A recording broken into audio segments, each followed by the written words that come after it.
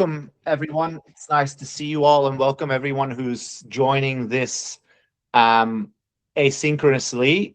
I know lots of you watch this after the fact across the world. I'm very happy that today we can introduce Daniël Lakens, who'll talk about collaboration in science. Daniël can quickly introduce himself if he wants to, but I don't think he needs much introduction in kind of this world. He's a professor at Eindhoven University of Technology, which is in the Netherlands, and he's done significant work in meta science and across scientific integrity.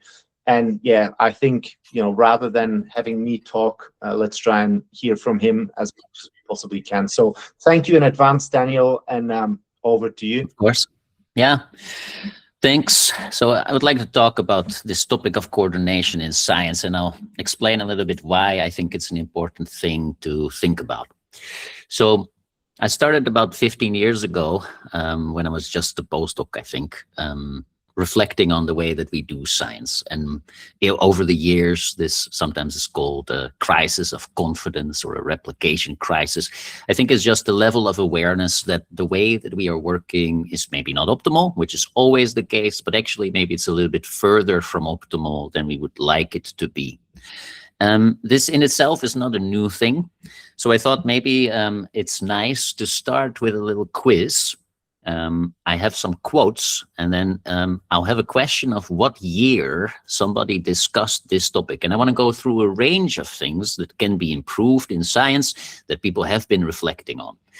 So this all comes from my own background. I was trained in social psychology, even though now I work in meta science, but this is mainly focusing on social psychology. But I think the topics that you'll see are more generally relevant. So this is a quote. It says, "We and social psychology in general have undergone a crisis, not simply of confidence, but more profoundly of paradigm of our general form of thought. It was as though the life-giving substance in the air we breathed became insufficient.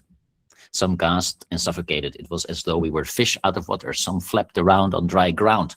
Well, it nicely illustrates the impact that thinking about the state of your field can have. But the question that I have, is this a quote from a paper from 2019, which you might think, because, we're having this crisis now, or is this actually from 1979? Yeah, okay, of course, when I ask about it, you'll be like, probably he means something about this. So it's probably going to be 79, 78, actually, I think, by the way. Mills. All right, but let's keep going. So what have we more recently learned specifically? So there's a crisis, but now we have this replication crisis, right? So this is a specific thing that's going on now. And I think we've learned replication is more important than we thought. And also that when you start to do it, it's actually very difficult to replicate things.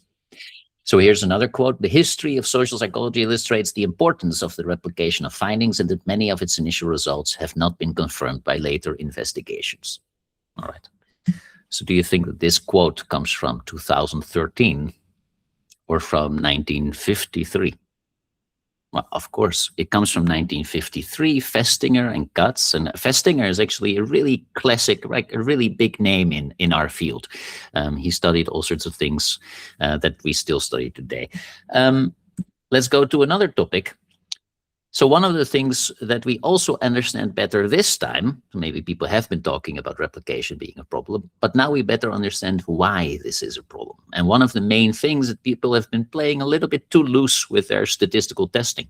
So they inflate the alpha levels of their tests. There's flexibility. We call it sometimes questionable research practices nowadays. So we know that this is going on more. Now let's give it one more try. And this is, I think, a little easier. Because this is quite a point that's made in a well-known paper. By seemingly conservative estimates, the probability that a finding reported at p equals 0.05 as a result of chance is not 0.05, but it's closer to 0.50. That is, were these estimates approximately correct, so the estimates in the calculations above, they would indicate that about 1/2 of the original findings reported as level in behavioral science journals could have resulted solely from chance variations.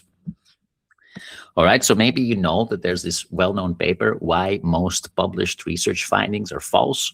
It's a very good title, published in 2005. So surely this must come from this country, this year, but that's not true.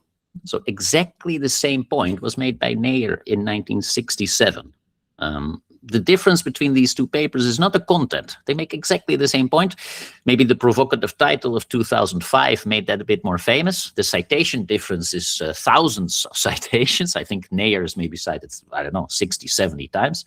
But the point is exactly the same. So we have known these issues for a very long time. Now, it's not just about methodology. People have made these points about theories. In our field, people have been complaining that we don't have theories for a long time. We need new and better theories. This is probably the most persistent complaint in the field's history, from within, without. It's largely empirical with little theoretical guidance. Now, papers have been published about theory crisis in psychology in 2015, but this point has been made in 1975. That's where this quote comes from, paper by Elms. We can also talk about the problems in practical use. So we would like our fields to not just be theoretically rigorous, but also to have impact for people. So people have been talking about a practicality crisis.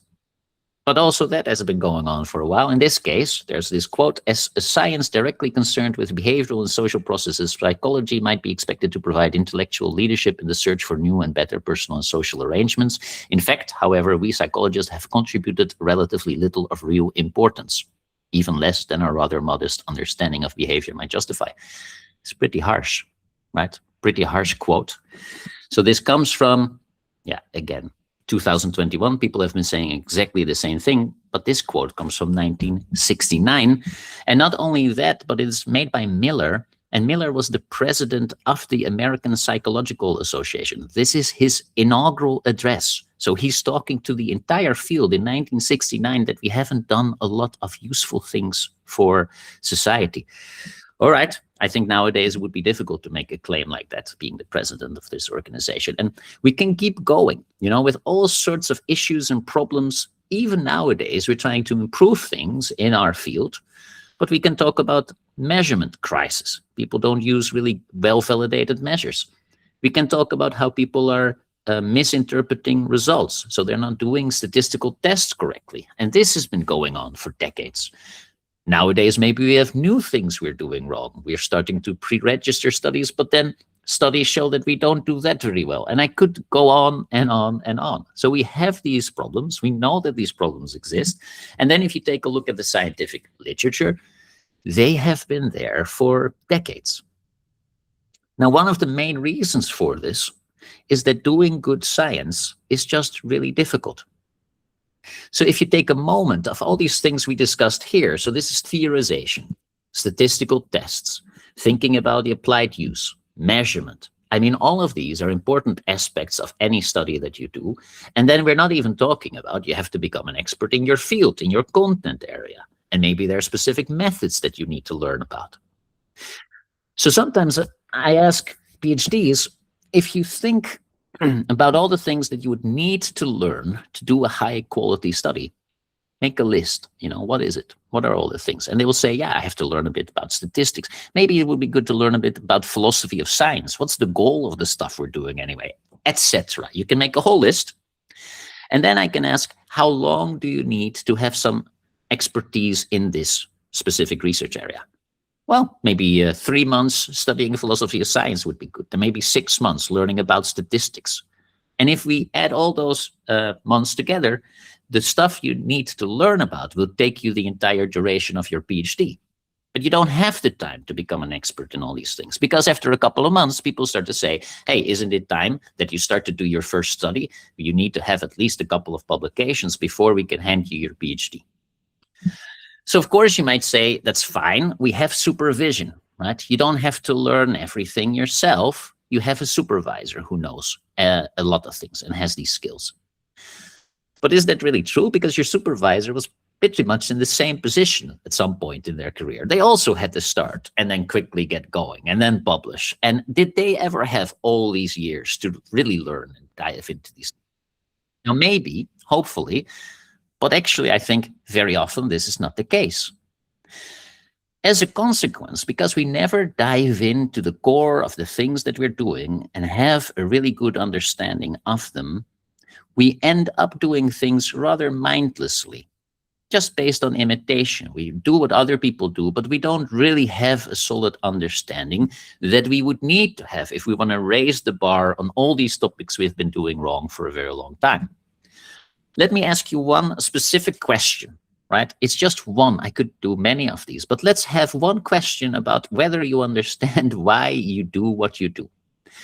Now, if you do a hypothesis test, and you have to think about the sample size in your hypothesis test, people often aim for 80% statistical power.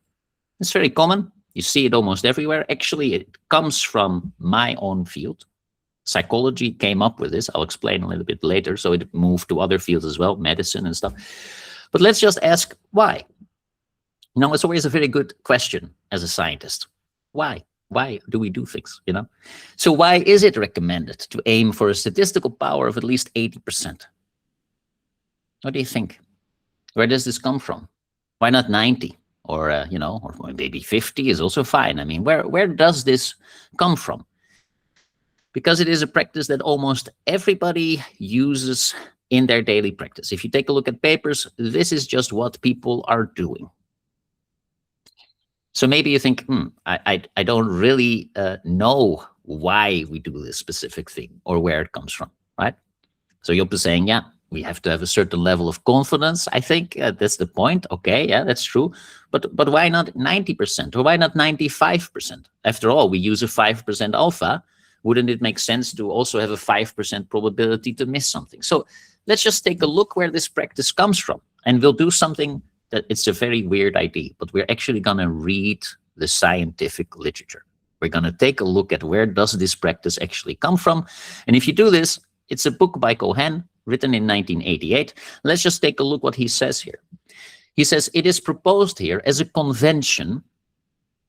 So there's not a big principle behind it. It's a convention that when the investigator has no other basis for setting the desired power value, the value of 80% is used. And if you have nothing else to go on, well, this might be a good default. Okay, maybe. This means that we set the beta, the type 2 error rate, at 20%. This arbitrary but reasonable value is offered for several reasons. Cohen 1965. Go and read it. There are no good reasons in Cohen 1965 either. It's just the next point in the next sentences. The chief among them takes into consideration the implicit convention of an alpha of 5%. Now, isn't this lovely? So we have a convention that we use an alpha of 5%, and now we're building a second convention on this other convention. You see how rigorous this process is? We're building conventions on conventions. Okay, but still might have a justification. Let's read on.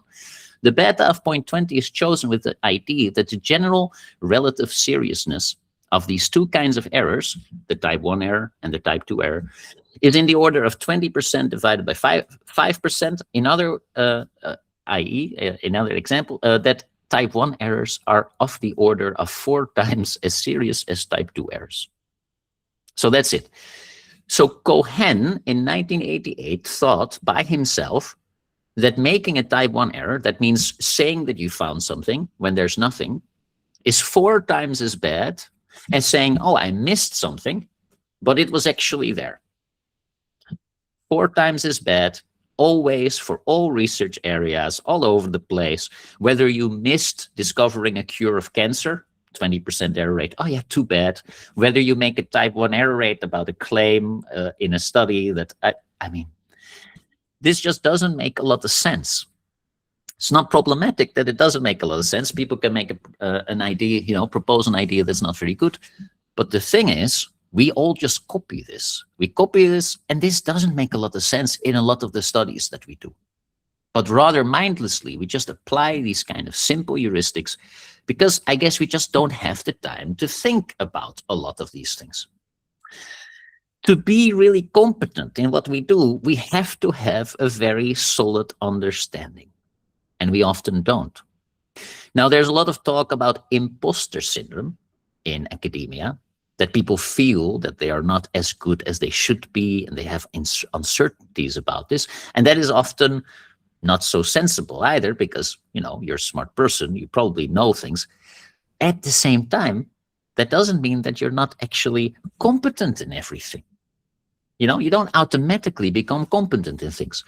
And these two things don't ignore each other, basically, right? You might have imposter syndrome, but that doesn't mean that you are not incompetent. And this means, this word stings a little, but I'll explain what this actually comes from. So I work at a human technology interaction department. So we look at the way that we can test whether people are competent when they do a certain job. So when you get into an airplane, I'm sure that you would like your pilot to be competent, that they know what they are doing. There are ISO 9001, I think actually, standards that define this concept of competence. What do we mean with competence in an organization? What does it mean to be competent? And the definition is the ability to apply knowledge and skills to achieve intended results. So for example, if you would do a statistical test as a scientist, if we would try to translate this to science, people don't, but let's try it. It means that if you intend to test a hypothesis, you have the ability to apply knowledge and skills to achieve this result. So maybe you should actually know what a p-value is. At the same time, we know that if we test people's understanding of what p-values are, they make a lot of mistakes. So that would be an indication that people are not completely competent. That doesn't mean you're not smart enough to learn. It means you did not get the time or the support or all those kind of things to become competent in all of these things you need to do science well. That's not your fault. We just saw this list in the beginning of all the different components you need to do well to do a high quality science. And if you don't have the time to develop this expertise in all these domains, you end up doing things without being completely competent in them. According to these ISO standards, organizations should first determine what should you be competent in. Ensure that you are competent in it. So we should offer you training, sufficient training, but also test whether you actually meet these standards. And again, when you get into an airplane, you will be very happy that this pilot has been tested on their level of competence. You have to ensure that the necessary competence is acquired by training people, giving you enough time to actually learn about things, or by creating an environment where this expertise is present. And then, keep track of this. So these are standards that apply to many organizations, but we don't really apply them to science. But it would be interesting to do. And I think that one of the problems we have with a lot of these lingering issues, why don't we do these things very good over all of these decades, is that we lack a certain level of competence, and we have a system where individuals have to do so much that they just can't be competent in all of these things. It's just realistically not possible. At the same time, we sort of not talk about this, so everybody feels that they have to pretend that they're competent in everything, or at least they don't feel very comfortable saying, I actually have no clue what I'm doing here. No, that would be, really embarrassing for, I think, especially junior people. I have to say it becomes a lot easier when you're a tenured professor. You can just start to say, I have no idea about this thing. I never learned about it. But when you're younger, it's much more difficult to admit this. But it is, of course, also the reality. You cannot be competent in all of these things. All right. So can we ask other people to help us with this? That would be a great solution, right? Maybe you don't need all this expertise, but somebody in your department is an expert at a certain thing that you need, maybe measurement, development. You want to have a measure of something. You don't know how to create a measure, but somebody else is an expert in this. Yeah, so can we ask other people for help? That's pretty tough because maybe you're all going up for the same promotion. So why would this colleague of yours spend a lot of their time helping you to make your research better when they have their own career trajectory to focus on? So in a competitive environment, this is very difficult to do. And if we have a department where we reward individuals, why would an individual then help you out? So one thing we could do is shift the level of reward up a level, not to the individual level, but maybe we should reward the department. Just like in a soccer team, we might not reward every individual for what they do, but we reward the team for the best performance. And then all of a sudden, it becomes very useful if I give you an assist. I will help you to score, because then as a team, we do better. So if we put the reward structure more at this higher level of the team, all of a sudden it becomes interesting for me to make sure that you can do the best research that you do, because then as a team, we will be evaluated much better. So that's the point here in this paper.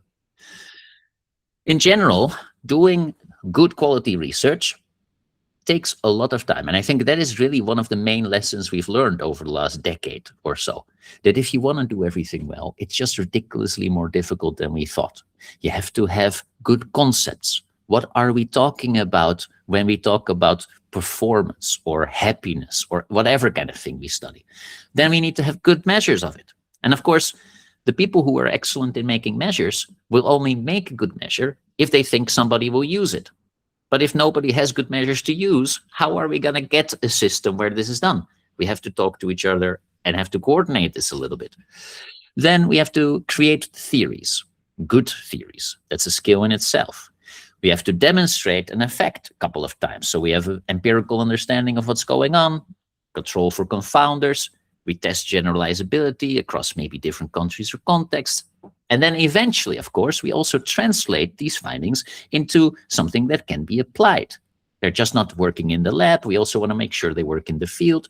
And this whole trajectory requires a huge amount of effort over a very long time to get done. So if we want to do this well, we have to invest a considerable amount of resources. If you really want to do high quality research, it's going to require a substantial investment over a long amount of time.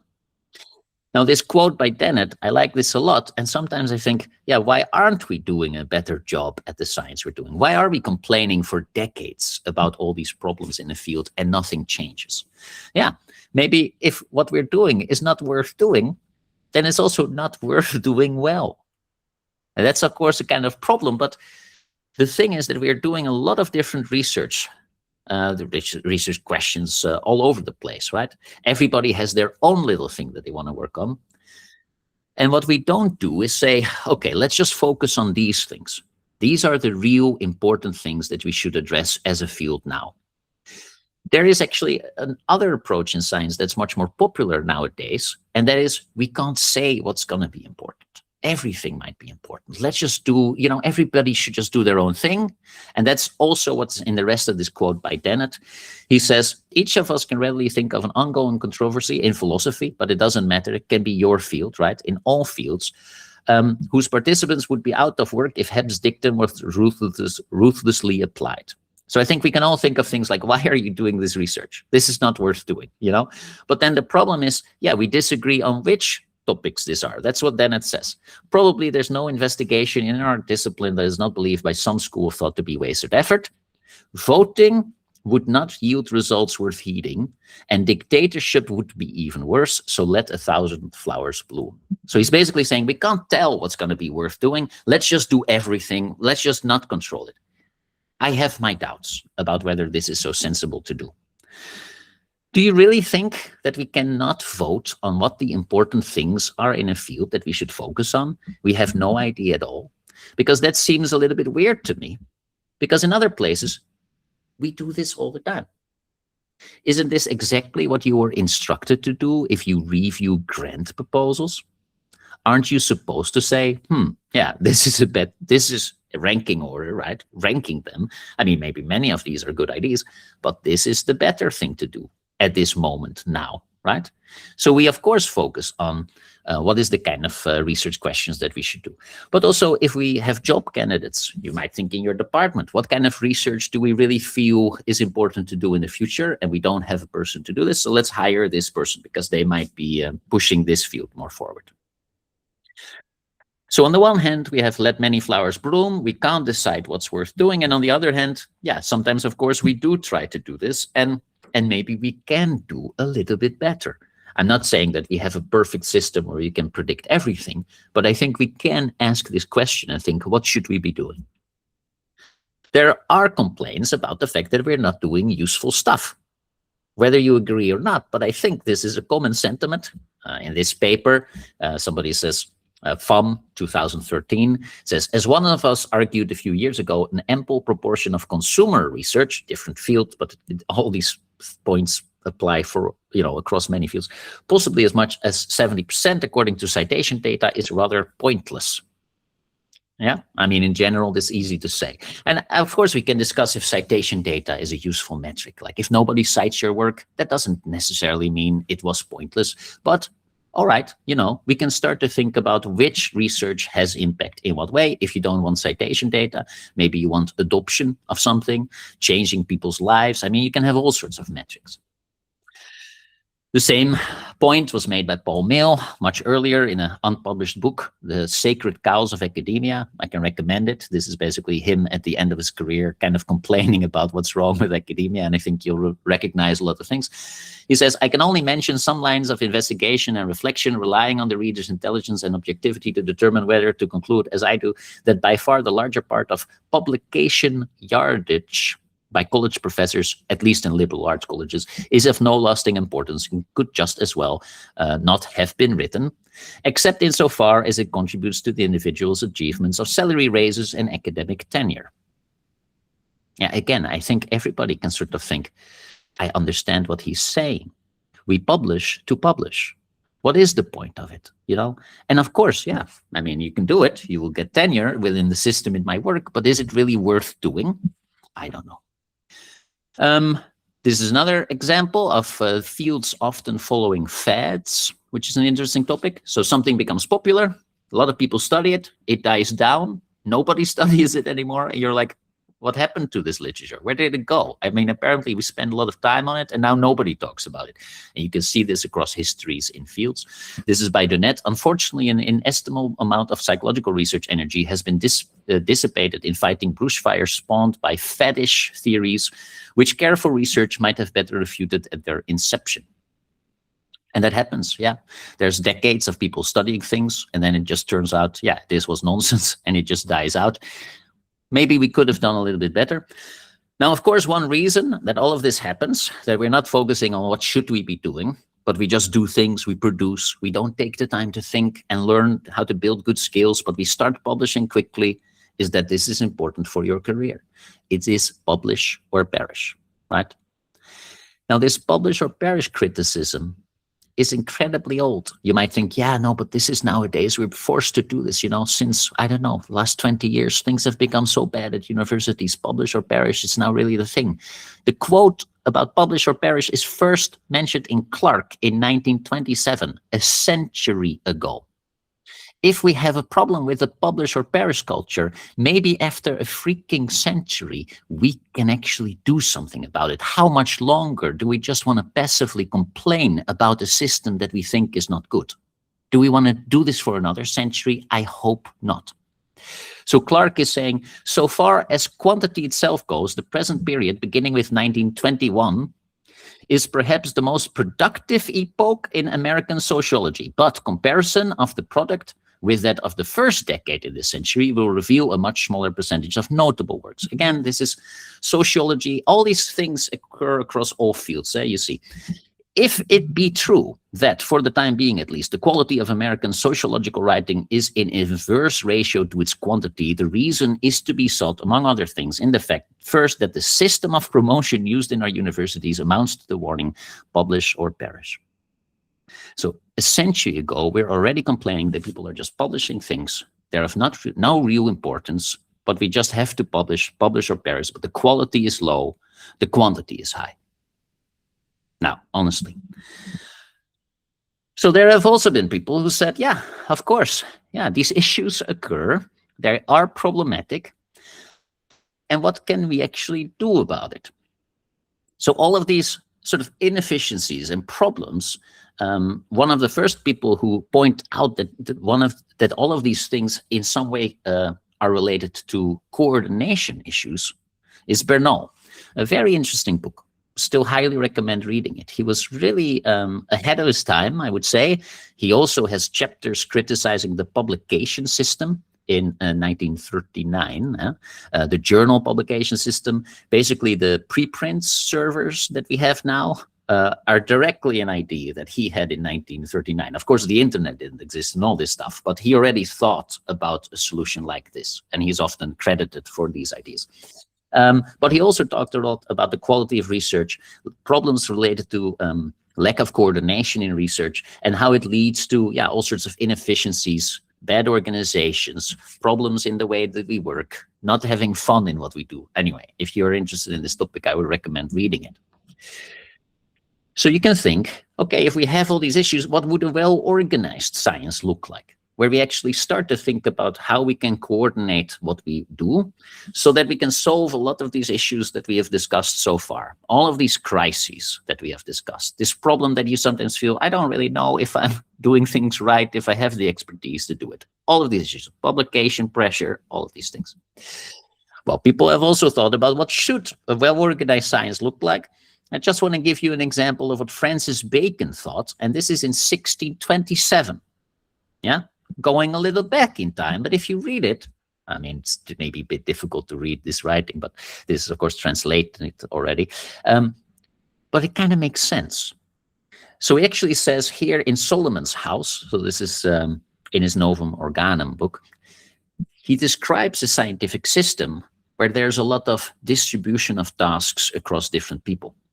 So, for example, here he will say, yeah, we have, for example, maybe here at the bottom, he says we have three, right? There are all sorts of different tasks and people doing different things. At the bottom, he says we have three that draw the experiments of the former four, people we discussed it above, into titles and tables to give the better light for the drawing of observations and axioms out of them.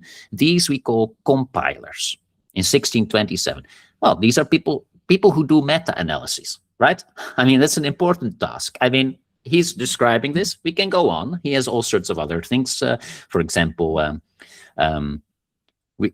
lastly, we have three that raise the former discoveries by experiments into greater observations, axioms, and aphorisms. We call these interpreters of nature. Well, I don't know, maybe these are science communicators or something, you know, people who install this, make it clear, and then, you know, make aphorisms or whatever. But you see that there are all these important roles that we should have in a scientific system, and there should be people who only have this task, and other people have other tasks, and in that way, we have a system that's nicely organized. So these are his recommendations. You can go and take a look. So for a very long time, and again, this is 1627, right? So we're talking now 400 years ago, where people had relatively good ideas about maybe a slightly more organized science, where things would get done at a high quality. Now, in recent times, regrettably, we've seen quite a lot of criticism on how science is done from parties that we might not really feel are doing this in a good faith manner.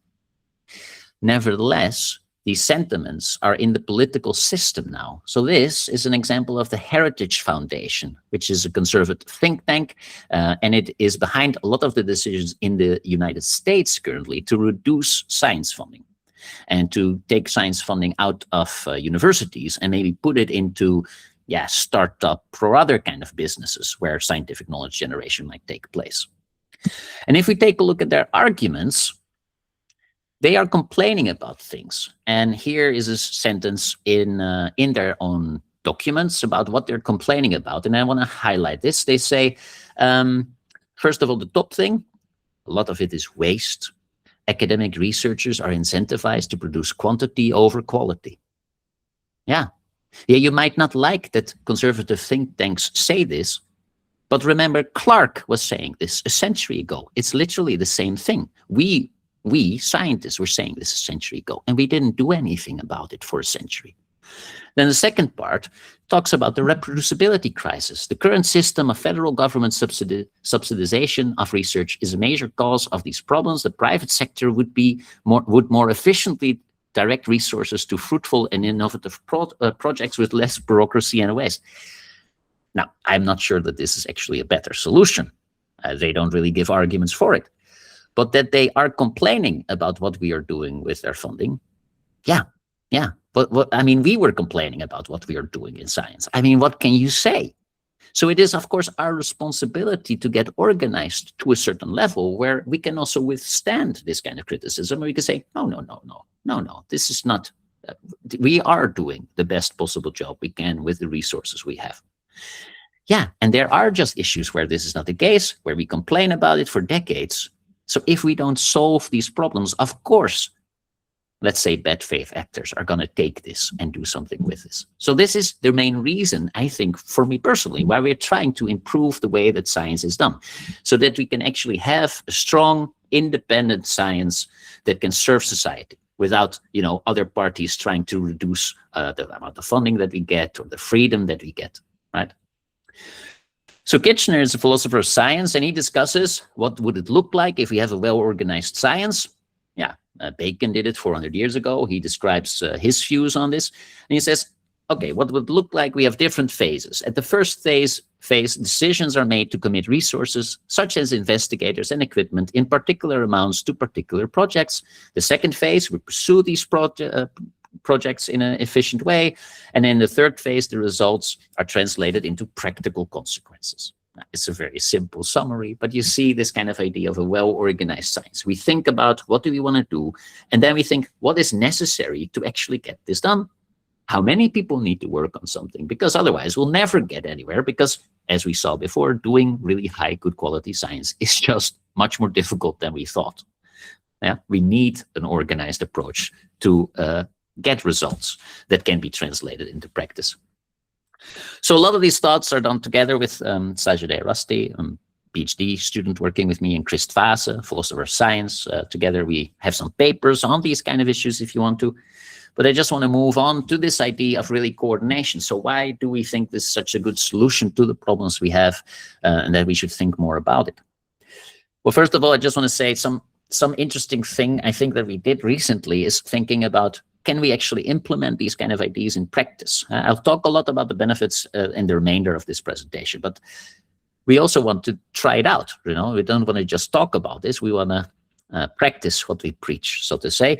So about a year ago, we thought the funding system is very competitive. It exactly has a lot of these problems we discussed. Everybody tries to get their own individual money. We don't help each other out. We don't think, well, together, what would be the important things to do if we would get funding of this? So we thought, okay, let's try to reverse this, and let's try to do this with meta-scientists, because if anybody should be really aware of these issues, it should be meta-scientists themselves, because we study this system. We try to improve it. So a year ago, we reached out to a lot of Dutch meta-scientists, like, hey, there is this upcoming grant, 9 months away. What we would like to do, instead of compete with each other, we would like to collaboratively apply for funding. So let's just imagine if just some of the funding would come to all of us, what would we do with it? What is the most important thing? So we came together, we discussed research priorities. What is the thing that we're good at? What can we actually do? Who can do which components? What do you already have? Which kind of data are you already have collected? How can we combine it into a new project? And even because we got quite some people interested, and in the end, 12 people applied across 2 applications, actually. We didn't submit one, we submitted 2, actually 2 complementary applications, one looking at a problem from the bottom up, one from the top down. So we submitted both of these. But just before submission, what the 2 teams did is they criticized the other proposal with the aim to improve it. So imagine that, of course, both of these, either one of them would get it, maybe both, or neither of them, but both of them tried to help to improve the other's proposal to make it as good as possible. Now, luckily also, in the end, both of these grants were funded. So we're hiring 2 postdocs now on this. We're getting started. But I think this is a very nice example of implementing this coordinated approach in practice. And you might think that in this context of competitive funding, you cannot do something like this, but you can. You can. I mean, it's our system. We decide how we work in this system, right? Just want to give this as an example of an approach of working that I think is interesting. And then let's just go through quickly, what are these benefits of this more coordinated approach? Why do we think this is so important? Well, sometimes, first of all, it's just necessary. A lot of questions are just too big and too complex to do by yourself, so we have to coordinate. Somebody needs to make a measure that we can use to test something that somebody else, right? Big questions require coordination also over time. We need specialization. We cannot learn everything. We cannot be good at everything. It's just not possible. So we need diverse teams where different people have the expertise to raise the bar. Yeah, sure. In my field, like what I work on is a lot of methodology and statistics, but that's a tiny part of the entire project. So I'm happy to contribute this. I spent 15 years of my life about learning about this. I think I know a little bit about this now, but I don't know anything about a lot of the other things I would need to do good quality research. So we come together, we raise the bar. We move beyond all these problems that we discussed in the beginning. We think about what is important to do now. it is very convincing, I think, if a community comes together and says, what are the big problems? Dear science funder, you want to give us money. We have thought very carefully about what should this money be spent on. These are the big problems in our field that we're going after. I think that's a good look for a funder. They're like, okay, this looks good, it makes sense. They have thought about this themselves. Might be difficult, of course, to reach agreement. You don't have to reach perfect agreement. You can still branch out and do some stuff in your free time, or not in your free time, but in some of your research time. But if some of the research time is focused on, yeah, what are the big questions in our field, and let's try to address them, that would be, I think, good as well. And here you can talk about, yeah, not just which fields should receive funding. I think that's too difficult. Like, how important is your research area compared to cancer research? I don't know. We can't have that discussion. But you can, within your field, and I call this the endogenous scientific value, within your field, you can say, what is the most important thing for us? If we want to study this, what is the next thing to do? And that might be, yeah, we need some replications to figure out what's reliable. Or it could be, we really need a good measure. Or it could be, we've been talking about this concept for so long, but nobody knows what it means. We need concept development. Whatever you need should be the first step that your field does to pursue the research questions. So these kind of things used to happen in other fields, or they still happen in something called consensus conferences. And if you're closer to maybe health research, you might actually have participated in them. Consensus conferences were proposed and created originally by the NIH. They were kind of annoyed with all the funding they were pouring in the field and how little was coming out of it. So they actually really asked scientists to act in more coordinated ways, come together, discuss what do you know, what don't you know, what is the next thing to do, which measures will you all use, those kind of questions. So if you don't know about this, I think this is a very interesting thing to try to incorporate in your research area. All right. Yeah, I already mentioned. So you get agreement about what to do, but also which measures to use and those kind of things. The goal here is to really create higher quality projects that are better able to answer the research questions that you set out to investigate. That's what we want to do. Increase the possibility that if you have a question, you want to answer it, you'll be able to have an informative question, answer to this. There's some other benefits, I think, from a more coordinated way of working. This competitive way of working that we have in academia now is just not so attractive to everybody. I think actually maybe a lot of people don't like the competitive nature of academia. We might just, accept it. But a lot of people, I think, want to spend their lives working in a more collaborative environment, together working towards solving big societal problems. So that's another thing. We can create careers for people who just want to be team players. They don't want to be the PI of a lab. They don't want to promote themselves. They just want to work together in a team and do the things that they need to do to solve a societal problem. Then we have a problem in science. I don't know how big this is across disciplines, but in my discipline, this is really a problem where we have long-standing disagreements that are just never resolved. An example is, do video games cause aggression, yes or no? Different groups in psychology have published completely opposite meta-analysis. One group saying, yes, it causes aggression. The other group saying, there is no effect.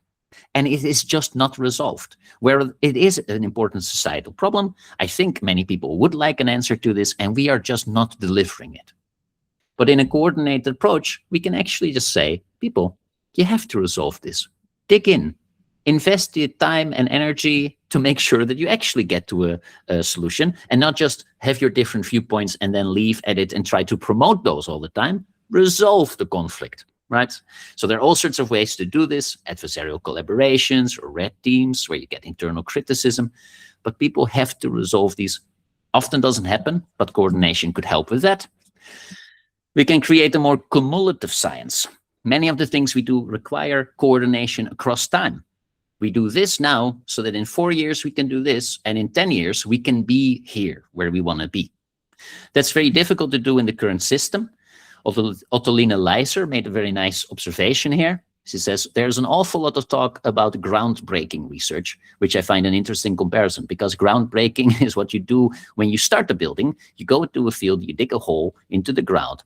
If you're only rewarded for groundbreaking research, there's going to be an awful lot of fields with a small hole in and no buildings. So we do the groundbreaking stuff, but for cumulative science, we need to build the whole building. We need to keep going, and that doesn't happen in a lot of places. Again, this is a criticism that's very old. You can read Verscher, 1963. Chaos in the brickyard. Exactly the same metaphor. We're trying to build buildings, it doesn't happen. If you don't want to read it, but listen to it, you can listen to our podcast episode on it. We just read the whole paper and then discuss it, so you can listen to it if you want to. All right. And of course, again, we have the problem here that to do this well, you need all these different things. You need conceptualization, you need measurement development, you need, there's so much stuff that goes into doing a good research line. Yeah, of course, we need to coordinate this over time to have this cumulative science. And the issue is that there are a lot of interdependencies in science, and these need to be managed. It's almost impossible to make sure that all the components that we need to address a big question spontaneously emerge in the current reward system. It's just very difficult. Let's just take an example that we know that we need some replication studies every now and then, just to establish how reliable claims are. But nobody wants to do them. They're not fun to do, they're not rewarded. So then we need to assign these tasks to certain people so to make sure that they get done, right? I mean, we shouldn't hope that people just volunteer to do it, because nobody will, right? Because the reward structures are not in line with this. So, but in a coordinated system, we can say, yeah, this is important to do. And this year, it's your task to do one replication, something like that.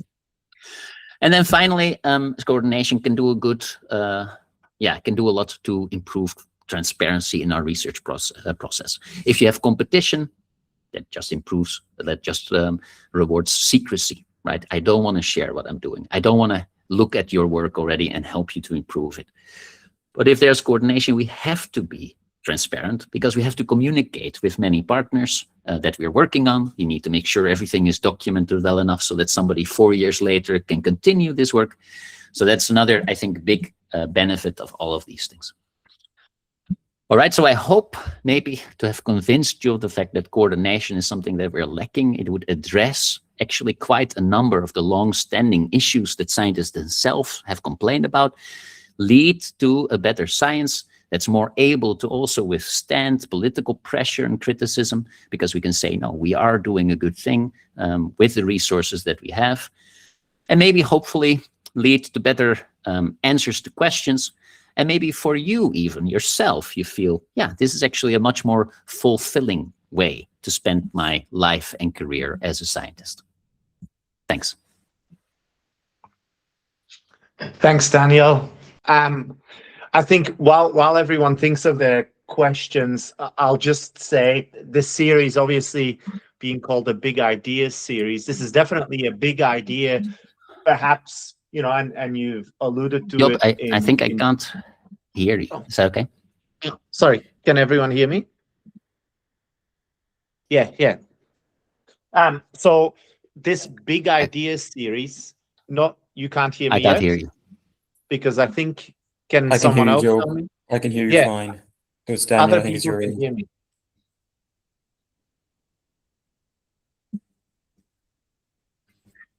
Do you have me now, Daniel?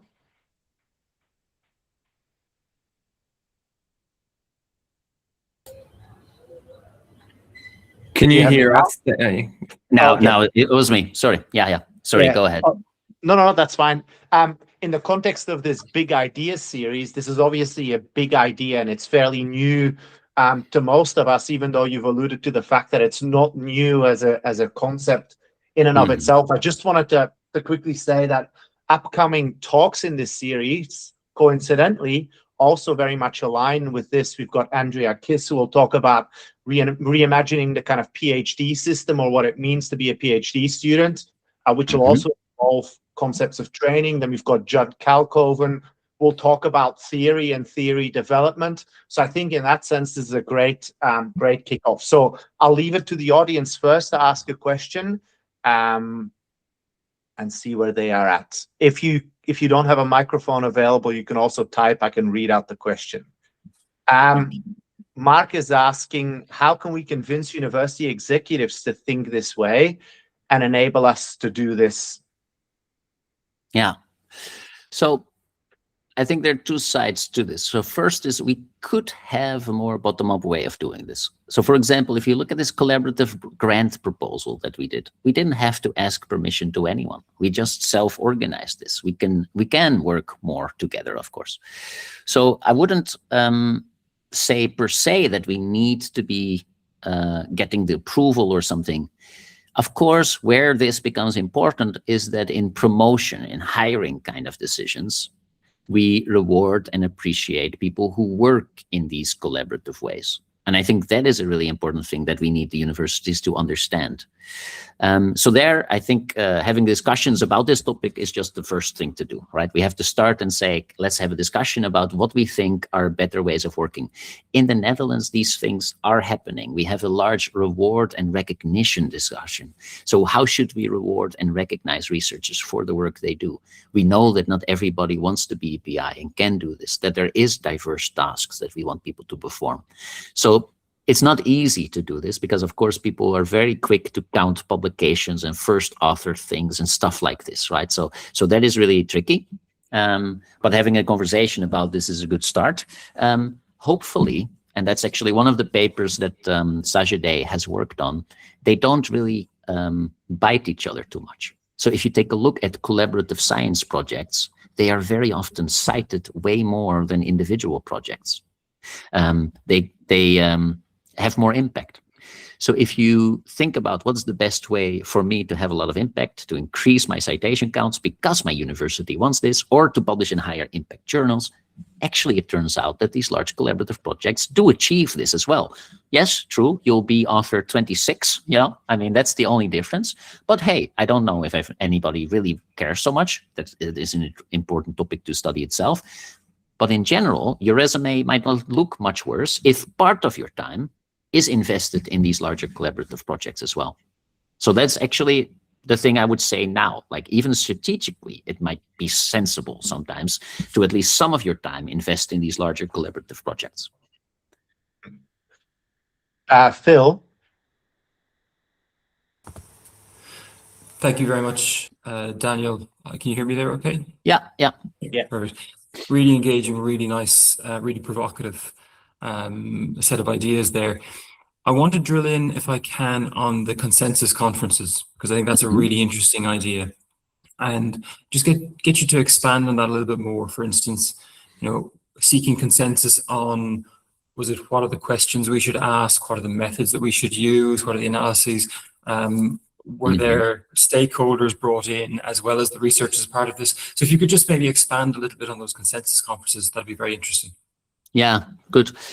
So it's indeed very often the starting point is that there's too much variability within a field and people think that that is not an optimal state. So it might be that they use so different measures of the thing they're interested in that they can't combine their research in a meta-analysis later.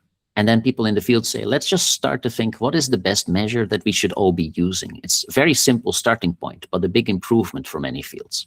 Then if you have these meetings, you can also say, well, what would be an effect that we were interested in actually? Because we already have, what do we already know? Yeah, we know that this works this well. Okay, so then if we want to improve upon this, we need to have a bigger effect size than this. So what is the smallest effects that we would still care about in this field?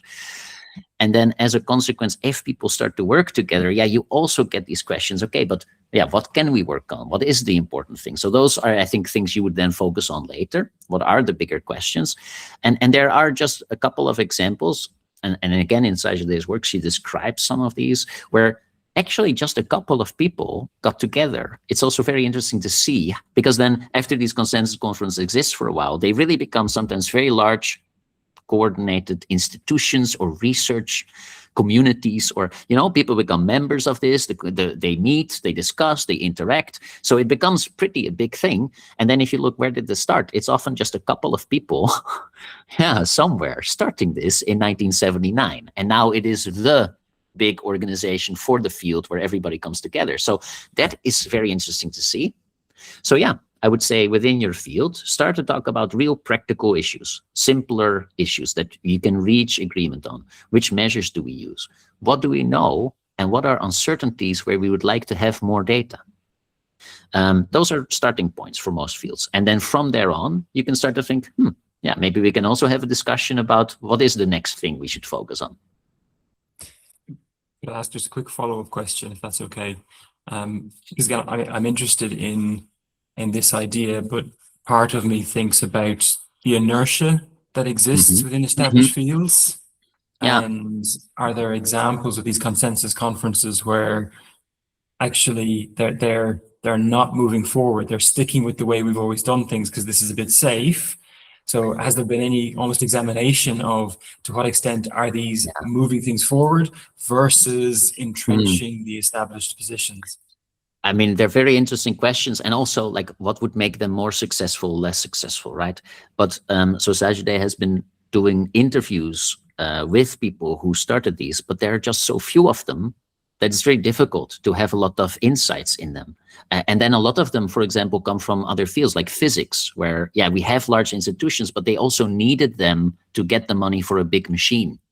And that's not the same problem in other fields. The most relevant ones are the ones in health research. And there they just seem to be quite successful and spread because other fields see, oh, they have this, we don't have this, they're doing very well and they're getting good results, we also want them. So that's, yeah, but that's very anecdotal, of course, and it doesn't help us to say, start them like this works better. So that needs to happen. But the inertia is less, I just want to say, give it a try. You might be surprised how many people feel the same and are happy to try to move things on. I think that would be my main recommendation. And Daniel, what do you think? Sorry, Phil, just following up on that, what do you think? Because in our field, it's very common to have position statements and expert consensus, but they show a very biased perspective because to be invited there, you have to be an extremely, acknowledged researcher, and oftentimes they just want to perpetuate what exists. So these conferences versus, for example, adding more position statements and expert consensus papers, etc. What do you think about that? So this is the point about resolving criticism. So if there is substantial criticism about a position paper, and that will often happen in the beginning, and of course people will think, hey, let's get together and write this paper, and then we get a lot of attention. But then there's another group. But then the point of the consensus conferences is, okay, so what do we actually know about these two viewpoints? Who is right? Why are we disagreeing? What is the lack of knowledge that should be resolved for either of these two viewpoints to be supported? So the engagement of criticism is essential. You also want big diversity in these groups, of course. I mean, diversity in science is really important. And then resolving disagreements in a systematic way, that is what needs to happen. And that's often where things get stuck. There will just be a position paper, there will be another position paper, and then we move on and nobody knows what to do. So resolving that is actually why we would need these larger consensus meetings or coordinated research lines. Yeah. Is there anyone with another question for Daniel? If not, I have a last one, but I want to see if the audience has something first still. If not, Daniel, I wanted to ask what you think of the traditional notion of the sabbatical, which obviously was in part intended to find inspiration, information, collaboration, etc. elsewhere, but has now become this tool that universities use to kind of enforce more productivity upon its employees. What do you think is the place of the sabbatical? Yeah, I think it is indeed a good example of an idea that makes sense, but the implementation doesn't work, I think. And what I would propose is something else. So I think in a large, eventually, that's far in the future, but eventually I would hope that in a real coordinated research system, we can give people, let's say, every Friday afternoon off. Friday afternoon is for whatever you want. You don't have to produce anything. You can work on something that you hope will be something great in 10 years, or you can do something tiny that is, I don't mind. But like, let's say 10% of your time is just free, real freedom to do whatever you want. And we will not judge you for what you're doing in the 10% ever, because we know that as a coordinated system, we have agreed this is important. We want this to happen systematically throughout the year, every Friday, whatever. But then, of course, the rest of the time, you also work on these other projects, right? So some combination of this. And I think often when I talk about coordination, people are like, yeah, but then I don't have the freedom to do things.